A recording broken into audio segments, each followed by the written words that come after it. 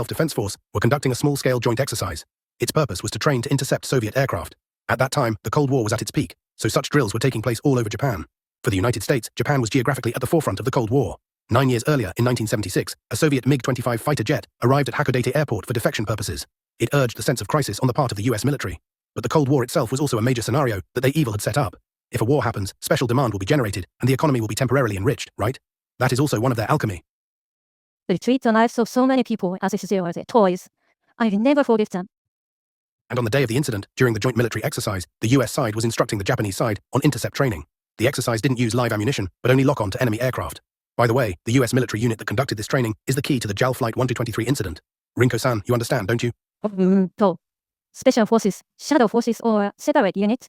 That's right. They have limbs in every military and intelligence organization in the world. Their existence is almost completely unrecognized within their own organization. They had used those special units to carry out the JAL 123 incident. And on the day of the incident, during the training, they had ordered the Japanese forces to lock on to JAL 123 as a hypothetical enemy aircraft. And they made the Japanese forces accidentally launch an interceptor. Furthermore, they fired mock ammunition instead of live ammunition.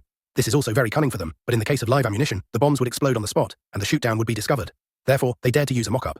And the mock ammunition hit the vertical tail of JAL 123. Furthermore, to monitor this scenario from the sky, they prepared 2 stealth fighters to finally put the final nail in the coffin of JAL 123. These 2 aircraft were stealth-type fighters, prototypes of the F-22, the existence of which was not publicized at the time. The sonic booms observed near the Miura Peninsula were from these 2 aircraft.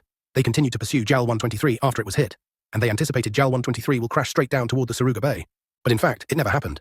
JAL 123 diverted its course 90 degrees to the north over Kawazu-Izu Peninsula.